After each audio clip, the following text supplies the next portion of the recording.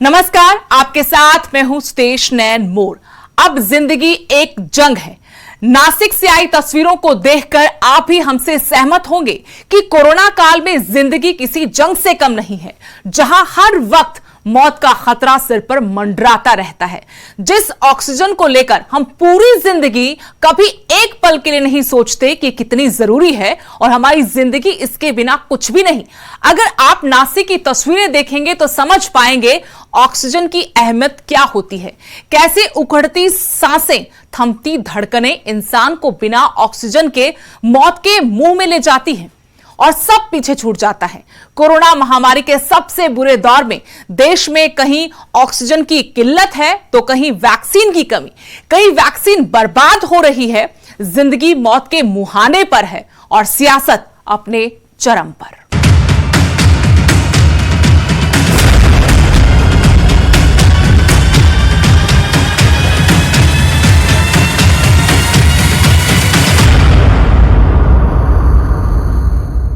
एक तरफ कोरोना के कोहराम के कारण देश में वैक्सीन की कमी चिंताएं बढ़ा रही है, तो इस बीच एक नई जानकारी ने हैरान कर दिया है। आरटीआई से मिली जानकारी के मुताबिक 11 अप्रैल तक देश में करीब 45 लाख कोविड-19 वैक्सीन बर्बाद हो चुकी हैं। इस बर्बादी में हरियाणा, पंजाब दूसरे और तीसरे नंबर पर हैं।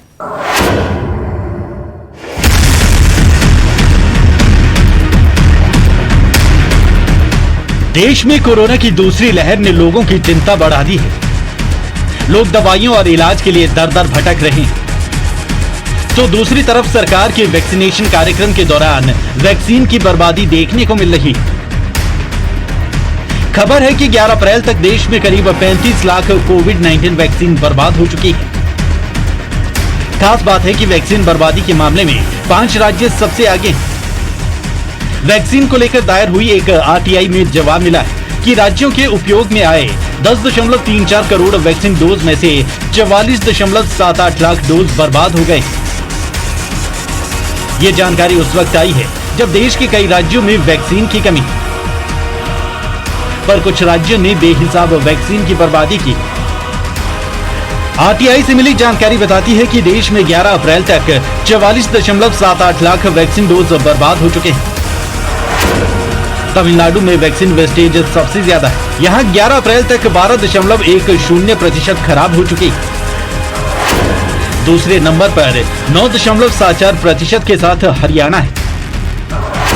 इसके बाद पंजाब में 8.12, मणिपुर में 7.80, तेलंगाना में 7.55% वैक्सीन बर्बाद हो चुकी है।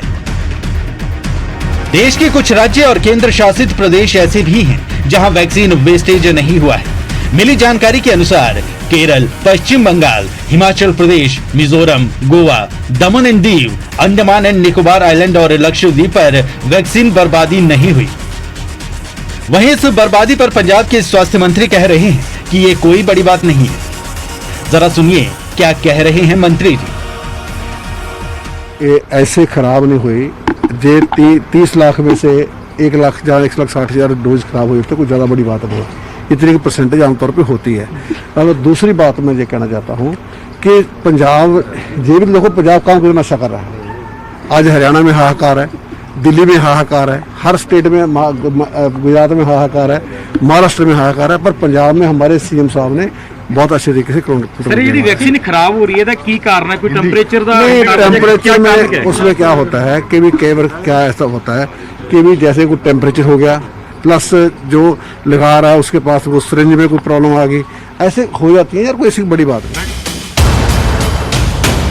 हरियाणा के कैबिनेट मंत्री जेपी दलाल ने तो ये तक कह दिया कि ये आंकड़े सही नहीं है और शिक्षा मंत्री को भी ये आंकड़ा सही नहीं लग रहा। मुझे नहीं पता ये आंकड़े कहाँ से आते हैं। हरियाणा की व्यवस्थाएं इतनी खराब नहीं कि हमारे यहाँ वैक्सीन खराब हो। हमारा हेल्थ का जो इंफ्रास्ट्रक्चर है वो अच्छा है और मुझे इस बात पर शक है कि ये जो आंकड़े हैं सही है। दुनिया भर में स्वास्थ्य क्षेत्र में काम करने वाले विशेषज्ञों की बात करें तो किसी भी वैक्सीनेशन ड्राइव में 10% तक वैक्सीन बर्बाद होती है। लेकिन डॉक्टरों की राय यह है कि कोविड का मामला अलग है। जिस रफ्तार से ये फैला है, उसे देखते हुए एक भी डोज को बर्बाद नहीं किया जाना चाहिए था। साफ है, इतनी बड़ी महामारी है, जिम्मेवार लोगों को अपनी कथनी करने में संजीदगी दिखानी चाहिए। बता दें कि देश में इस साल 16 जनवरी से वैक्सीन कार्यक्रम शुरू हो गया था। देश में फिलहाल 45 साल से ज्यादा उम्र के लोगों को टीका लगाया जा रहा है। हाल ही में सरकार ने वैक्सीन लगाने को लेकर बड़ा फैसला लिया है। नए आदेश के अनुसार आगामी 1 मई से 18 साल से ऊपर के सभी लोगों को वैक्सीन दी जाएगी। Bureau report, news 18 Haryana.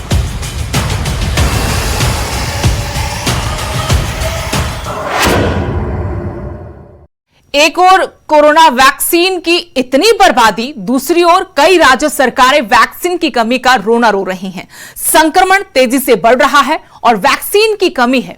Punjab के स्वास्थ्य मंत्री कह रहे हैं कि उनके पास 1 दिन का ही स्टॉक बचा है। ये रिपोर्ट दिखाते हैं और बताते हैं वैक्सीन की कमी की असलियत क्या है।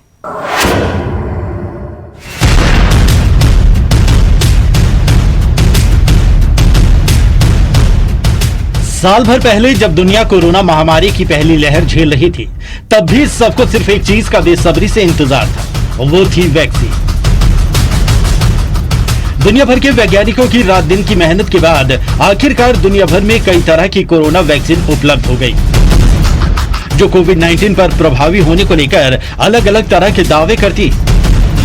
भारत में भी टीकाकरण अभियान 16 जनवरी 2021 से चल रहा है, लेकिन देश में हालात अप्रैल आते आते बिगड़ने लगे। साथ ही वैक्सीन की कमी को लेकर कई राज्य सरकारों ने केंद्र के सामने गुहार लगाई, लेकिन केंद्र सरकार ऐसी किसी कमी से इनकार कर रही है। सबसे पहले महाराष्ट्र, छत्तीसगढ़, हरियाणा, आंध्र प्रदेश, तेलंगाना और ओडिशा ने वैक्सीन की सप्लाई में कमी की शिकायत की, जिसे केंद्रीय स्वास्थ्य मंत्री डॉक्टर हर्षवर्धन ने पूरी तरह नकार दिया। उन्होंने कहा कि कुछ राज्य और नेता जन स्वास्थ्य जैसे मुद्दों पर राजनीतिकरण में लगे हैं और वैक्सीन की कमी जैसी बातें कहकर बेवजह लोगों में घबराहट फैला रहे हैं। अब पंजाब की कैप्टन सरकार भी वैक्सीन की कमी बता रही है और केंद्र से और डोज की मांग कर रही है। आज हमारे पास 2 लाख डोज आने की संभावना थी, उसके बारे में अभी मैं कंफर्म नहीं आई या नहीं आई, और जेकर वो आई होगी तो हमारा काम चलेगा। जेकर सपोज कर लो उसको थोड़ा डिले होता है तो जो हमारी ड्राइव चल रही है उसमें काफ़ी असर पड़ता है। हर्षवर्धन से मीटिंग हुई है, उस दिन मैंने बोला 15 लाख कम से कम जो स्टॉक हमारे पास अवेलेबल रहना चाहिए। पंजाब के स्वास्थ्य मंत्री ने कहा कि स्थिति चिंताजनक है। राज्य के पास टीके का सिर्फ 1 दिन का भंडार बचा है, जबकि केंद्र सरकार ने 1 मई 2021 से 18 साल से ज्यादा उम्र की सारी आबादी को टीके लगाने का भी ऐलान किया है। उन्होंने कहा कि पंजाब सरकार के पास स्वास्थ्य का मजबूत बुनियादी ढांचा है और 3000 से ज्यादा सरकारी स्वास्थ्य केंद्र में 1 दिन के दौरान कम से कम 3 लाख मरीजों को टीके लगाने के लिए समर्थ हैं। लेकिन भारत सरकार की तरफ से टीके की कम सप्लाई होने के कारण पंजाब सरकार रोजमर्रा के 2 लाख व्यक्तियों के टीकाकरण का लक्ष्य प्राप्त करने में असमर्थ है। तो हमने जो इंफ्रास्ट्रक्चर हमको उसको एलेबोरेट किया है, एक्सपेंड किया है कि 3 लाख भी हम पर डे लगा सकते हैं। अब तो 3000 तो सेंटर हमने अपने खोल दिए हैं, प्लस उसके बाद कैंप्स लगते हैं, तो 3 लाख लगाना भी हमारे लिए कुछ ज्यादा बड़ा काम है। तो सेंटर की कमी है, वो वैक्सीन नहीं दे पा रहा।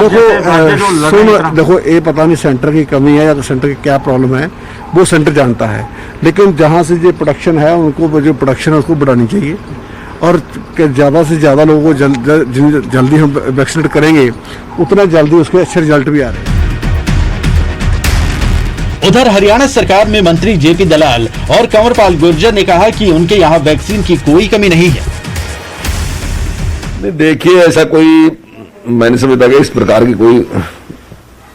कोई ऑथेंटिक खबर है, ऐसी कोई जानकारी नहीं है इस प्रकार की। और हरियाणा में बहुत अच्छी कारगुजारी रही है हमारे विभाग की और बहुत लोगों को इंजेक्शन दिए। हाँ, कुछ समस्या आई कि कुछ लोगों ने जिस प्रकार से दुष्प्रचार किया और लोगों को गुमराह करने का प्रयास किया कि इससे नुकसान होता है, लेकिन धीरे धीरे लोगों की समझ में बिल्कुल बात आएगी और अब लोग अपना खूब अच्छी संख्या में लोग आ रहे और इंजेक्शन लगा रहे।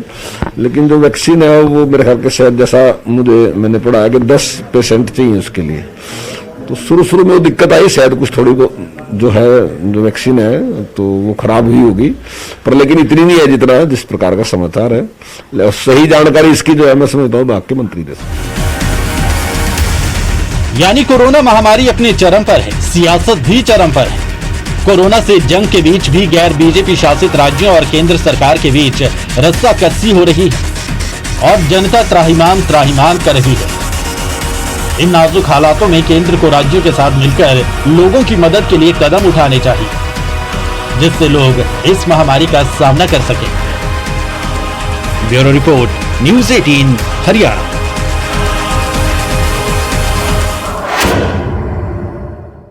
मसला सिर्फ वैक्सीन का नहीं है, ऑक्सीजन को लेकर भी मारामारी है। मरीज ऑक्सीजन के अभाव में दम तोड़ रहे हैं। नासिक के अस्पताल के बाहर एक मरीज ने ऑक्सीजन ना मिलने पर तड़प कर दम तोड़ दिया। तो नासिक में ही ऑक्सीजन लीक होने के कारण 20 से ज्यादा मरीजों की जान चली गई।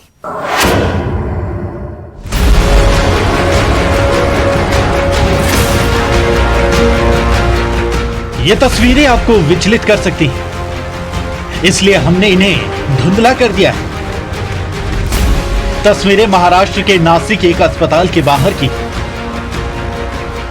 कैसे एक मरीज को अस्पताल में बेड तक नहीं मिला। गंभीर हालत में इस मरीज को फौरन ऑक्सीजन की जरूरत थी, लेकिन ऑक्सीजन नहीं मिलने पर उसने अस्पताल के बाहर ही दम तोड़ दिया। देश के हालात इससे भी बुरे हैं। कोरोना महामारी की मार आम लोग झेल रहे हैं। त्रासदी की एक और तस्वीर आपको दिखाते हैं। देश में एक तरफ ऑक्सीजन की भारी किल्लत देखने को मिल रही है, दूसरी ओर महाराष्ट्र के नासिक में एक बड़ा हादसा हो गया। ये तस्वीरें जाकिर हुसैन अस्पताल की हैं, जहां ऑक्सीजन टैंक लीक कर गया, जिसके बाद हड़कंप मच गया। नासिक के इस दर्दनाक हादसे में 22 मरीजों की मौत हो गई। स्थानीय प्रशासन का कहना है कि लीकेज की वजह से ऑक्सीजन की सप्लाई करीब आधे घंटे तक ठप हो गई थी, जिसकी वजह से वेंटिलेटर पर मौजूद 22 मरीजों की मौत हो गई। जानकारी के मुताबिक हादसे के वक्त अस्पताल में वेंटिलेटर पर कुल 23 मरीज थे। जब यह हादसा हुआ उस वक्त अस्पताल में 171 मरीज थे। देश में इस वक्त मेडिकल ऑक्सीजन की भारी किल्लत चल रही है। अचानक कोरोना के मामलों में बढ़ोतरी होने की वजह से अस्पतालों में ऑक्सीजन की कमी है। इस बीच लीकेज से बड़ी मात्रा में ऑक्सीजन वेस्ट हुई और इस लीकेज को ठीक करने के दौरान जब सप्लाई बंद की तो 22 मरीजों की जान चली गई। ये विडंबना है।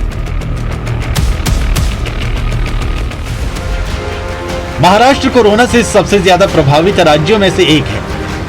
राज्य सरकार लंबे वक्त से केंद्र से मदद की गुहार लगा रही है। हालात बद से बदतर हो चुके हैं। पंजाब सरकार की ओर से स्वास्थ्य मंत्री बलवीर सिद्धू ने कहा कि सीएम कैप्टन अमरिंदर सिंह ने पहले ही भारत सरकार के साथ वर्चुअल मीटिंग के दौरान पंजाब में कोविड-19 टीके की कमी और टीके की तुरंत सप्लाई का मुद्दा उठाया था। इसके साथ ही राज्य को बढ़ते कोरोना मामलों के मद्देनजर ऑक्सीजन भंडारों में आ रही ऑक्सीजन की कमी के कारण राज्य में 2 नए ऑक्सीजन प्लांटों के लिए तत्काल मंजूरी की भी मांग की है। 5 स्टेट ज़्यादा प्रभावित हैं, उनमें हम भी शामिल हैं और जो ज़्यादा डेथ रेट है वो भी हमारा है। हमारे को प्रायोरिटी देनी चाहिए सेंट्रल गवर्नमेंट को, ताकि हम पंजाब को जल्दी कम कर सकें। लेकिन उस आप देख रहे हो वैक्सीन पूरी प्रॉपर मात्रा में नहीं आ रही, तो नहीं मिल रही। जेकर प्रॉपर मात्रा में दे तो प्रॉब्लम ही कोई नहीं। ऑक्सीजन पंजाब में सफिशिएंट हमारे पास है, जहाँ हमारे सोर्सेज हैं। हाँ, सिर्फ जो 2 उन्होंने प्लांट लगाने थे सेंट्रल गवर्नमेंट ने, एक पटियाला में एक अमृतसर में, उनको जल्दी लगाने चाहिए कि जो आगे अगले दिनों में अगर बाई पीक बढ़ती है तो ऑक्सीजन की बात अब जरूरत पड़ सकती है। बलवीर सिद्धू ने कहा कि केंद्र सरकार ने हरियाणा के लिए शेड्यूल बनाया है, पर पंजाब के लिए नहीं। उन्होंने केंद्र पर आरोप लगाया कि अगर हरियाणा के लिए शेड्यूल बन सकता है तो पंजाब के लिए क्यों नहीं। एक हरियाणा के लिए शेड्यूल बनाया है। जो सबसे बड़ी पार्शलिटी की बात करता हूं मैं, क्योंकि इम्पार्शल होना चाहिए, क्योंकि उन्होंने हमारे लिए पंजाब लिए क्यों नहीं बनाया। जो सेंटर के ऊपर हमारा आरोप जरूर है कि सेंटर को नहीं, मैं कहता हूँ हरियाणा के लिए शेड्यूल बन सकता था, पंजाब के लिए क्यों नहीं। उधर हरियाणा के मुख्यमंत्री कह चुके हैं कि प्रदेश में ऑक्सीजन की कोई कमी नहीं है।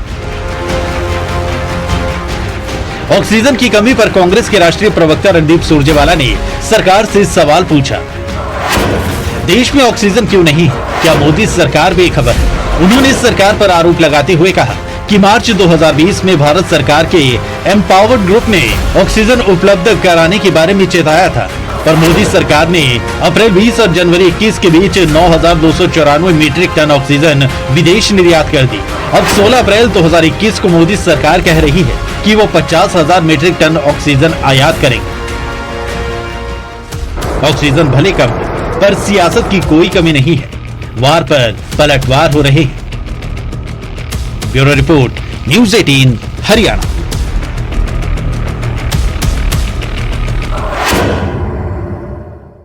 जिंदगी सिसक रही है, सांसें टूट रही हैं, सब एक दूसरे पर ठीकरा फोड़ रहे हैं। इस कड़ी में किसान आंदोलन का नाम भी जोड़ दिया गया है। ऑक्सीजन सप्लाई करने वाली एक कंपनी ने आरोप लगाया है कि दिल्ली में ऑक्सीजन पहुंचाने में किसान आंदोलन की वजह से देरी हो गई। इस आरोप पर किसान नेता राकेश टिकैत ने न सिर्फ जवाब दिया, बल्कि कहा कि किसी भी तरीके से आंदोलन खत्म नहीं होगा। यह आंदोलन को बदनाम करने की साजिश है।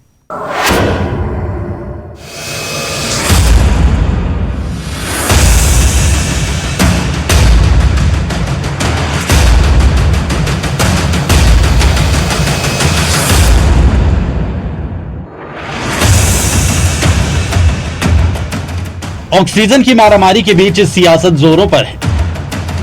प्रियंका गांधी और रणदीप सुरजेवाला ने केंद्र सरकार को ऑक्सीजन के निर्यात पर घेरा, तो अब हरियाणा के स्वास्थ्य मंत्री अनिल विज ने दिल्ली सरकार पर बड़ा आरोप लगाया। उन्होंने कहा कि दिल्ली सरकार ने उनके ऑक्सीजन टैंकर को लूट लिया। इस तरह के हालात से निपटने के लिए अब ऑक्सीजन टैंकर को हरियाणा पुलिस एस्कॉर्ट करेगी। कल हमारा एक टैंकर हमारे फरीदाबाद के अस्पतालों के लिए ऑक्सीजन लेके दिल्ली से जा रहा था। दिल्ली वालों ने, दिल्ली सरकार ने हमारे उस टैंकर को लूट लिया। ये बहुत गलत बात है। इस तरीके से अगर आपाधापी करेंगी सरकारें तो ये सारे अव्यवस्था फैल जाएगी। हालांकि अब मैंने आदेश जारी कर दिए कि जो भी टैंकर जाएगा वो पुलिस एस्कॉर्ट के साथ जाएगा ताकि ऐसी घटना ना हो। लेकिन इस प्रकार से धक्के से किसी टैंकर से गैस निकाल लेना ये बहुत निंदनीय बात है। ऑक्सीजन को लेकर किसान आंदोलन भी सवालों में आ गया है। ऑक्सीजन सप्लाई करने वाली कंपनी आइनॉक्स ने आरोप लगाया था कि किसान आंदोलन के चलते दिल्ली में ऑक्सीजन सप्लाई में देरी हुई।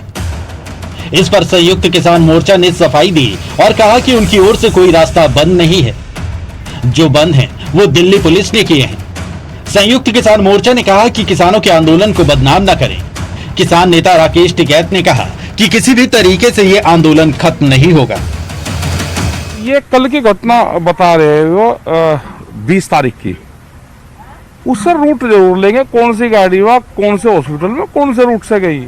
क्योंकि जो कंपनी में बैठे हुए लोग हैं जिन्होंने ये बयान दिया है, उन्हें ये नहीं पता कि ऊपर के रूट खुल गए हैं। अब पूरी फटाक से गाड़ी जा रही, वो कौन से रूट से गाड़ी उनकी गई, ये जरूर उनसे पता करना पड़ेगा। और जो ये इल्जाम लगाया, इसका जरूर जवाब लेंगे हम कंपनी से, उनके मैनेजर से बात करेंगे कौन से रूट से गाड़ी गई है। ये तो ऊपर के रूट खुले हुए हैं अभी, और रोक रखे तो फिर पुलिस ने रोक रखे, उन पर लगाना चाहिए आरोप। दिल्ली सरकार ने रोक रखे, उन पर लगाना चाहिए।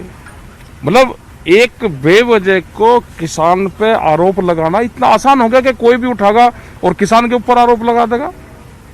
इसका जवाब उसको जरूर देंगे हम।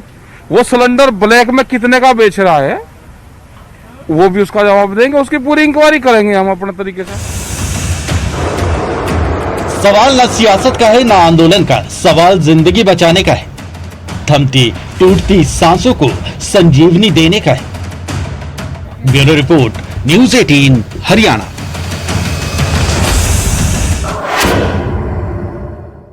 हमारी आज की खास पेशकश में फिलहाल इतना ही। देश दुनिया की हर अपडेट के लिए आप देखते रहिए न्यूज़ 18 पंजाब, हरियाणा, हिमाचल।